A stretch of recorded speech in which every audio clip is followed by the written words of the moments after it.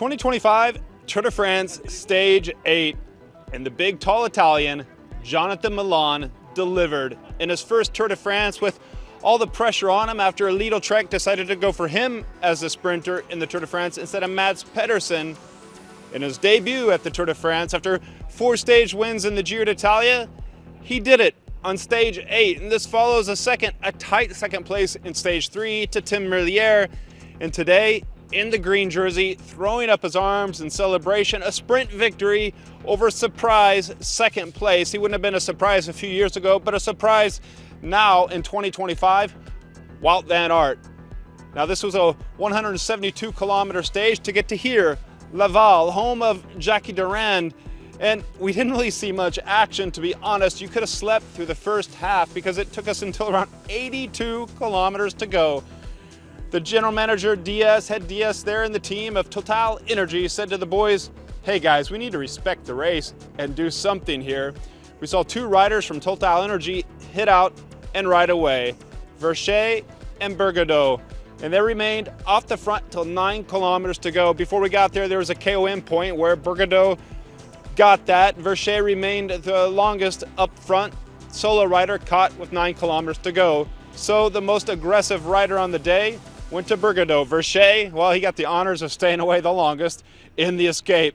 But those boys didn't matter because we had a sprint on our hands behind. Back behind would have been Alpecin and Lidl Trek really doing the work all day. Alpecin with Mathieu van der Poel in the team, but the team was going for Caden Groves, the Australian, after having already picked up victory for Jasper Philipsen, who's crashed out of the race. And for Mathieu van der Poel, today it was going to be for the Australian. Lidl Trek working, and all day long, the Stars and Stripes jersey of Quinn Simmons working, so his sprinter, Jonathan Milan, would get that shot at victory. And I tell you, I talked to Quinn over here after the finish, and he was so happy. Of course, every day when he does his work, it's a success, and he's doing his job for the team, but it's even sweeter when the team pulls off victory, as it did today. Into those final 5 kilometers, we saw Jorgensen at the front, and we saw our 2-time Tour de France champion, Jonas Vingegaard, right up there until 5 kilometers to go, and then they peeled off over to the right because then they knew they were in the safe zone with that 5 kilometers to go, and all protected, all good, so if they crashed or anything happened, they would be okay on time.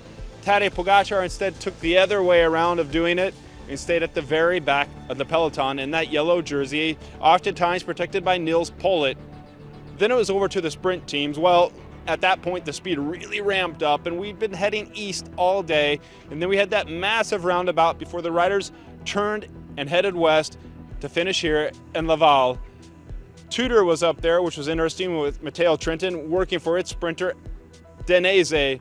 Also, we saw the Jayco team up there to try to place Dylan Groenewegen, and in that final, Jonathan Milan, he had Jasper Stuyven, who was set up by Consoni. But after that point, the big man in green had to kind of settle for himself. Now let's talk about crashes. Rewind for a minute, because around 46 kilometers to go, one of Tadej's key helpers, Marc Soler Panels, hit the deck. I think he injured his right knee. Hopefully he's okay for the mountains to come, especially after the team took a hit with João Almeida crashing yesterday. He suffered through, soldiered on through today's stage. Then further on, we had another incident with Jonas Rusch, I think I'm pronouncing the name right, from Intermarché, who came down. Rubio went over him from Team Movistar, was able to get back up and collect himself quickly. Not the same for Rusch. And then another incident with around 9 kilometers to go or so. You have to give me a little leeway on the kilometers. We were watching on a bad Jumbotron from far off, and old Gregor Brown's eyesight's not good after all these years. I think it was, well, I know it was an Israel Premier Tech rider. They were saying over the commentary that it was Pascal Ackermann, but it wasn't, because Pascal was up there in the sprint later on. Importantly at that point, besides the crash of the Israel Premier Tech rider, was that we saw Mike Woods, not so much important him because he didn't want to factor in the sprint, but we saw Tim Merlier suffer mechanical or a puncture, and that knocked him out of a sprint possibility. And remember, he was our victor in stage 3, and he was the one denying Jonathan Milan victory in stage 3. So we had to do without Tim Merlier, the European champion from Belgium, and the Italian, the tall Italian in green. Well, he was favored. He's not from Milan. He's from the far northeast. So forget about that. No connection there. So Jonathan Milan had a free lens after those Lidl-Trek boys set him up. He was working his way off the Tudor team. And then when we saw the Alpecin de Koenig boys come up to the front, he made his way over there. It was Van der Poel, it was Caden Groves, and he was Jonathan Milan. And then at those points, started to go back behind him over to his right-hand side. It was the Ackerman duo. I think Jake Stewart was there ahead of him. They saw Milan pull out. Milan had to fight his way to get out. I think he knocked Jake Stewart out of the way, and he was starting to go. Then he kind of paused a bit, and then he shot up around the right. Caden Groves at that point shot up around the left.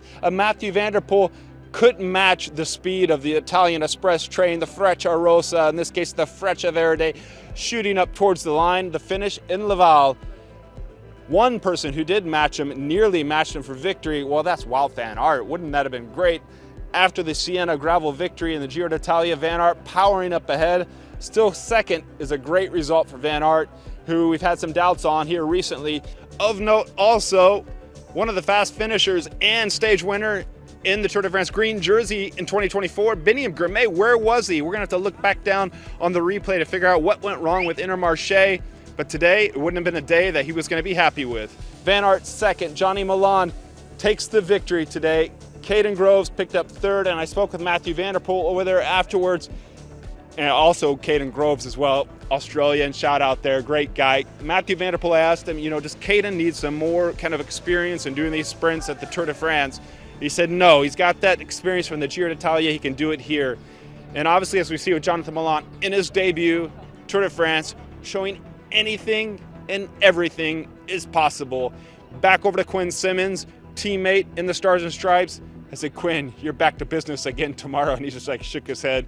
Salt stains all over his jersey, but he'll do it. It'll be a lot more easier to do after the victory today. I'm sure they're going to have a little celebration tonight.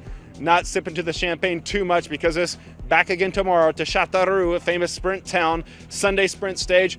Monday we have the Mont d'Or finish on Bastille Day. So cancel all your plans, cancel any call in sick for work because it's going to be a great summit finish stage on Bastille Day and then a rest day. But Tour de France Stage 8 here in Laval, going to Johnny Milan.